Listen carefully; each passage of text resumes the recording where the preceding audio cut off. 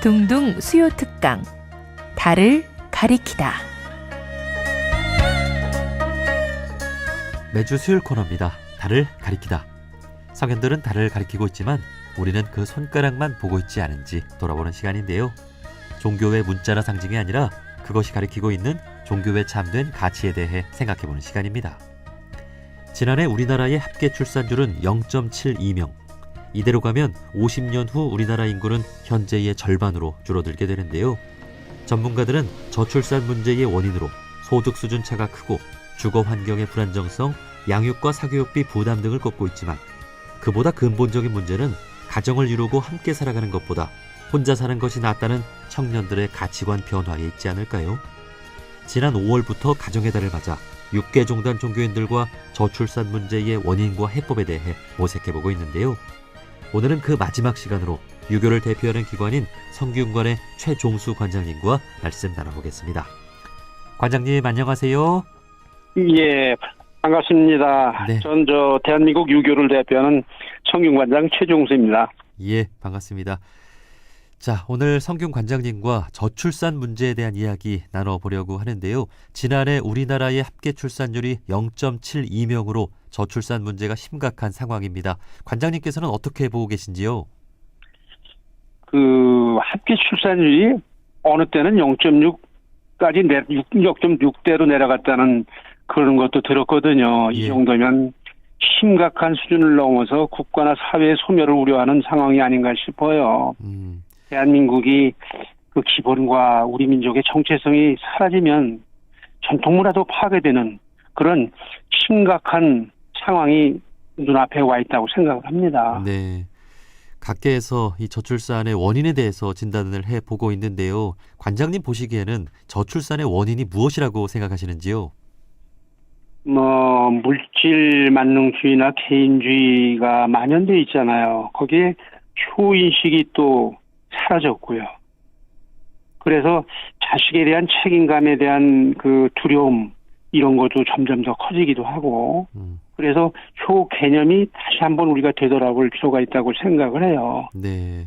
또 가정의 가치가 무너지면서 가정을 이루고자 하는 그런 생각들 이런 게 사라져서 그런 큰 원인이 되는데 여기에는 몇 가지 남녀 간의 이제 경쟁이 심화되고 출산은커녕 혼인을 전제한 만남 자체를 기피하는 사회 풍조가 만연돼 있어서 그런 게 종합적으로 그 원인이 된다고 생각을 합니다. 네, 네. 사실 어느 하나만 꼽을 수 있는 것이 아니라 이 경제적인 문제, 정신적인 문제 모두가 이 저출산의 원인이 아닌가 하는 생각이 듭니다. 자, 그런데 우리 종교계에선 이 경제적인 문제는 뭐 정부나 우리 사회에 맡겨두고 정신적인 문제나 또 가치관의 문제에 대해서 해법을 제시해야 할 것 같은데요. 우선 우리 청년들이 왜 결혼을 해야 한다고 생각하시는지 이 가정을 이룬다는 것의 의미에 대해서 말씀을 해주신다면요. 과거에는 그 외래 문화가 이렇게 우리한테 전래될 때 효인식, 가정에 대한 전통 가정에 대한 인식 이런 게 필수적으로 같이 접목돼 왔었거든요. 그래서 현재까지 유지돼 오고 그래 있는데 요즘에는 그런 개념이 전혀 사라져가지고 종교에서 생각하는 영원성이 있는데 네. 우리들은 거기서 효의식이 회복되고 다른 종교에서 확보했던 것처럼 영원성도 다른 방법으로 유교에서도 계승할 수 있다고 보거든요. 네. 그래서 그런 부분을 특히 아마 좀 우리가 간과해서는 안 되겠다 그렇게 생각을 합니다. 네. 이 영원성 말씀해 주셨는데 우리의 생이 이것으로 끝이 아니라 자식을 통해서 이어지고 또 그 자식은 또 그 자식을 통해 이어지는. 예. 그래서 이 다른 종교에서 얘기하는 그 어떤 그 영원성 그거하고 유교에서 보는 그 영원성하고 방법이나 보는 시각이 좀 다를 뿐이지 같은 영원성을 전제로 하고 우리가 그 전통 가정도 이어가고 혼인도 하고 자식도 낳아야 되고 그렇게 생각을 합니다. 네, 우리 인류 역사가 이러한 가치를 중요하게 생각하고 이어져 왔는데 요즘 청년들은 나만 편하게 잘 살면 되지. 이런 생각을 또 하는 것 같습니다. 그렇죠. 그렇죠. 그리고 결혼을 해서도 그 불행하게 사는 분들이 있잖아요. 행복한 가정을 이룰 수 있는 비결이 있을까요? 그 경전 중에 하나 그 춘추 좌시전이라고 돼 있는데 거기는 항교라는 개념이 있어요. 이게 모두 서로가 우리가 짝이라는 개념 그런 거거든요. 네. 남편과 아내가 역할을 그 전제로 해서 같이 동반자라는 의미의 한자어예요. 그래서 남녀가 경계하고 적대시할 것이 아니라 남녀의 그 역할이 다르잖아요. 남자는 남자로서의 역할, 여자는 여자로서의 역할, 남녀 차별이 아닌 역할이 다르다. 이런 것을 우리가 염두에 두고 가정을 이루어가야 되지 않겠느냐 그렇게 네. 생각을 합니다. 네. 역할의 다름을 이해하고 인정해 준다면 네. 네. 부부가 얼마나 또 잘 화합할 수 있을까 싶습니다. 예. 네. 자, 그리고 결혼을 하고도 뭐 아이를 낳지 않는 부부들도 있잖아요. 이 아이를 낳는 것의 중요성, 이 아이를 낳는다는 네. 것의 의미에 대해서 또 말씀해 주신다면요. 누구나 자기 자신은 조상에서부터 이어진 생명이 나한테까지 이어져 왔잖아요. 네. 그래서 그렇게 내가 여기 있는 것처럼 부모와 선조들이 나를 통해서 살아 계신 거거든요. 연속되는 거거든요. 그 생명의 끝자락에 내가 와 있기 때문에 나도 아이를 낳아서 그 이어지는 것은 당연하다고 보거든요. 네. 나 역시 자녀나 후손을 통해서 영원히 지속될 수 있는 것이라는 믿음과 희망의 실천이라고 생각을 하고 우리가 지켜나가야 되겠다고 생각을 해요. 예. 네. 내 존재 이유가 우리 부모님께서 낳아주신 것처럼 예, 나도 자식을 낳아야 한다. 그 당연한 것이다. 이렇게 또 말씀을 해 주십니다. 네네. 그리고 그 자녀 양육에 있어서도 요즘 어려움을 호소하는 분들이 많습니다. 뭐 사교육비 부담도 어려움으로 꼽고 있는데요. 자녀 양육에 있어서 조언을 해주신다면요. 요즘에 사회적으로 국가적으로 심각한 그런 문제가 대두됐는데요. 자식을 길러본 어른으로서 한마디 말씀드린다면 좀 대범하게 생각을 하고 키워줬으면 좋겠다. 어린 시절에 우리가 부모한테 많은 것을 가르쳐 주신 그런 걸 말씀을 듣고 자라잖아요. 가정교육, 밥상머리 교육 이런 것도 매우 중요하고 부모 존경이라는 것이 뿌리와 줄기를 튼튼하게 이렇게 이어가는 거기 때문에 그런 부분을 특히 강조하고 또 당부드리고 싶습니다. 네. 자, 그렇다면 이 저출산 문제에 대해서 우리 종교계는 어떤 노력을 좀 해야 한다고 보시는지요? 그 물질적 가치가 아닌 정신적 가치의 소중함을 일깨워 주는 게 종교의 역할이 아닐까 이렇게 생각을 하고요. 네. 이렇게 노력하기 위해서 뭐 유교도 그렇고 이웃 종교 간에도 소통과 연대를 통해서 그 효과를 배가시킬 수 있지 않을까 저는 그렇게 생각을 합니다. 네.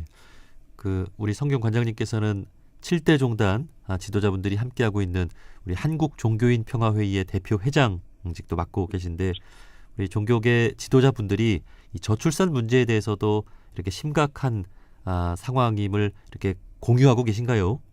네, 알고 계시고 걱정을 하고 같이 그런 말씀을 나누시고요. 7대 종단 대표님들도 그 부분에 대해서 많이 걱정을 하고 계세요. 그러면서 우리가 할 수 있는 게 뭐가 있을까 이렇게 말씀 나누면 결국은 이제 경제적인 거나 이런 그 사회 국가적인 거 이런 거는 이제 국가나 사회에서 하고 있기 때문에 종교계에서는 정신적인 거 이런 부분에 대해서 우리가 같이 고민하면서 선도하고 해법을 찾아가자 이렇게 생각을 공유하고 있습니다. 네.